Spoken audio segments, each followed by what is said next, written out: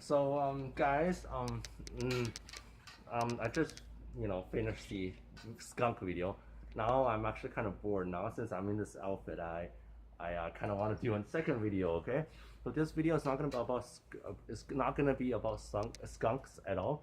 It's going to be about how Roman soldiers fight. Okay, so a lot of you guys who is probably somewhat interested in history, especially if you're interested in Roman history, you guys should know that Roman soldiers are much more efficient than other countries' soldiers. Like if you can look back in pretty much every single battles, Rome killed more enemy than they lost. So one of whom was due to their discipline, but the other one is about equipment. Okay, this is a very low budget, right? Roman equipment. Okay, it's not legit at all. I'm just using some trash to demonstrate, but just to give you guys a sense of idea of what kind of equipment Romans doing. So Dark, could you please step aside a little bit because the flash is actually making me hard to see. So to begin with, all right, Roman soldiers gonna carry a big typical Roman shield. It's not gonna be a sphere shield. Not gonna be a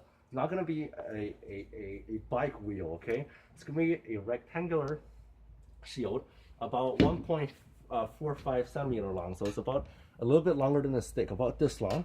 And it's gonna be rectangular, but it's also gonna curve a little bit. So it's gonna protect. It's gonna protect the holders, half of the holder's body. And it's so if I'm holding a Roman shield right now, it will be somewhat like this, and it'll protect half of my body. So when I say facing the enemy like this, it's gonna protect the other, like this side of my arm as well. And similar to this wheel, in the center of a Roman shield, there's gonna be a bronze bump. There's gonna be a bump right here, and the reason they put it there is that a shield is a defensive weapon. However, if you put a bump right in the middle, it turns a shield from a defensive weapon to an offensive weapon. Now imagine this is the bump, and I'm facing my enemy. I can now use my shield to smash my opponent like this, hard to knock my opponent out of balance. And when my opponent is out of balance, I take out my Roman sword. I'm gonna stab them. Okay. So I'll talk about pila, which is javelin, in just a sec. But first, I want to talk about the Roman sword, also known as gladium. Okay, so a Roman legionary will wear their shield on his left body. Unlike in medieval times where the knights or whatever you guys think, the soldiers pull out their sword from their right parts, Roman legionary they will pull out their sword from their right hip. Unlike the medieval times where they pull out from this part. Okay, it's because one of the reasons they put it here is that right here, if they pull out like this, there's no reason. The only reason that later on people start pulling out swords from their left hip is because the sword is very long and it's hard to pull out by one hand. However, a Roman gladium is about the same size of this stick. That's why I found this stick. I really like it because it's about the same size of a gladium. It's 74 to 73 centimeter long, so it's about the same size of a person's arm. So the Romans, obviously at that time, they just have the technology to make iron. They could not they don't have the technology to make really long swords. However, a gladium itself is very effective. There's gonna be a wooden bump in the end. They can use it to smash the enemy. If the enemy gets too close, the gladium itself is double-edged. Both edges are sharp, unlike most of the other European swords, and the tip is very sharp. However, unlike a Greek short sword, which if you guys watch the movie 300, you will see when the Spartans pull out their sword, it's kind of like a slashing sword. Unlike the Greeks, Romans, they do not ever slash with their sword. Their shield is too big for them to maneuver, to do something like this. So what a Roman soldier will do, okay, when the time is ready, they will pull out their gladium and they will hide it behind their shield. And their opponent, what they will see is a Roman soldier, their eye, their helmet, and that's it, nothing else. In front of it is just a wall of shields. And the Roman soldier will approach their enemy quickly, like this, and then their enemy cannot predict which direction does the sword will come in. The sword might come from underneath the shield, it could come around from the side, and it could come around on the top. So it's very difficult to defend a Roman soldier with a shield and a short gladium. However, one of the disadvantages of the gladium is that it's not very long compared to the barbarians in the north. They had like long swords, like around a meter or a meter and a half, and they're using for slashing, and they don't use Roman shield. They use a circled shield like this one, like the one I'm holding right now. That's because with this they can slash around, whereas Romans, you can't really do that with a big shield. When Romans facing the barbarians, what they will do is, let's say there's a barbarian Germanic soldier right here, right now, okay? The barbarian soldier will obviously trying to break the Roman defense. And what the Roman soldier, on the other hand, will do, they will hide their full body behind their shield, and they will charge right at them, and they will push them against some object where the Germanic soldier, they cannot really use their sword for any uses because it's too close. And when that time is ready, Roman soldier is going to poke them from the side. Right here in the ribs, there's not any bone here, and the sword can go straight in.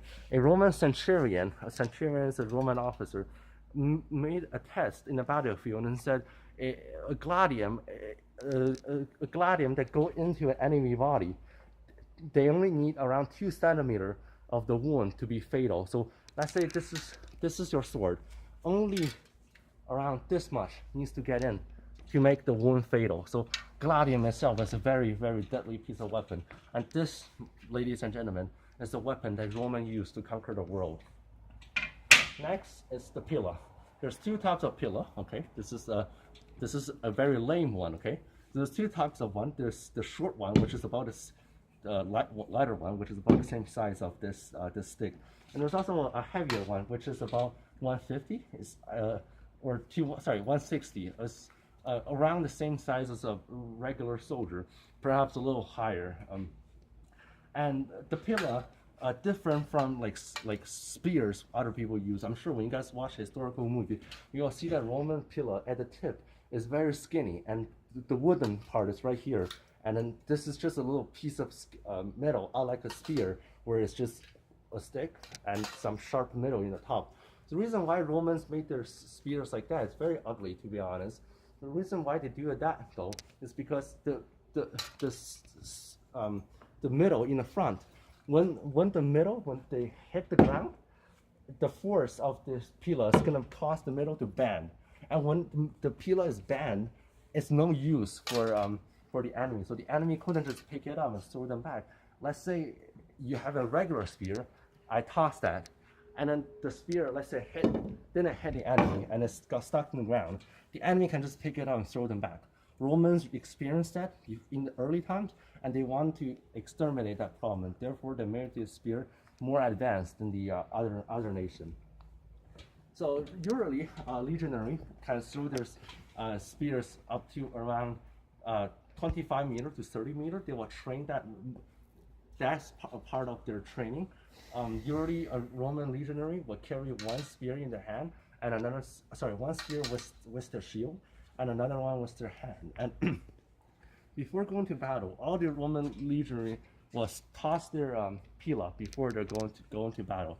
But later times, during the Empire times, sometimes the legionary start carrying pilla and using them for shields when against cavalry. So around the pilla itself is around 1 kilogram to 2 kilograms, but this is around like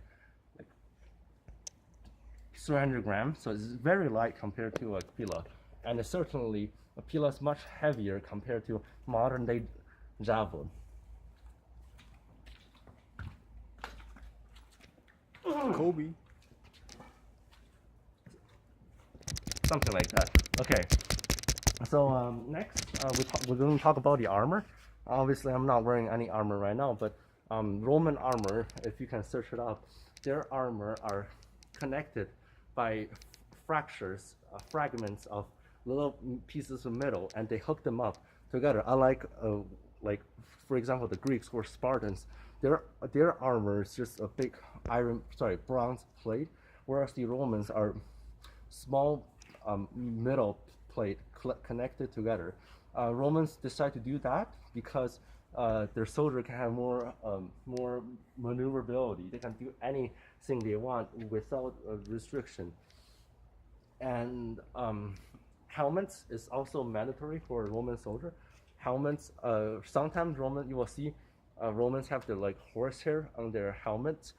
They do that they give those kind of helmets for either officer or avocates and Praetorian, which is more experienced and trained soldiers.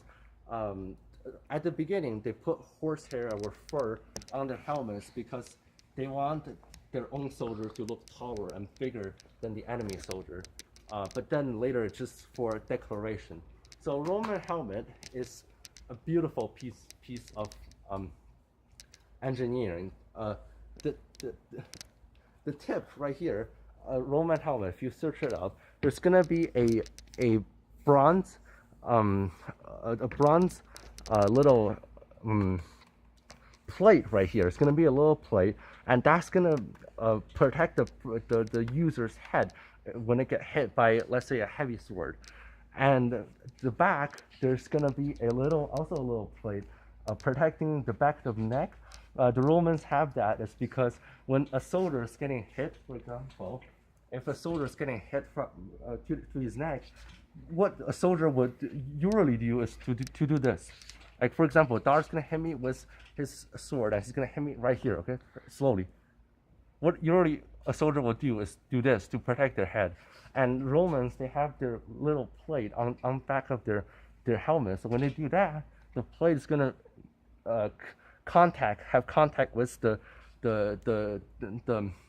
sword, and it's gonna reduce the damage that the enemy have on their thing, on the person's neck. And also Romans also keep their ear open to make sure that a soldier can hear instruction. Romans realized to be able to hear instructions is much more important than anything else in a battlefield. So yeah, that's pretty much most of the Roman equipment use it in combat. There's obviously much more details and other equipments I haven't talked about, but these were the main few equipments that Roman used to conquer the world. Thank you guys for watching, and I don't know when I'm gonna see you guys next time. Okay, thank you.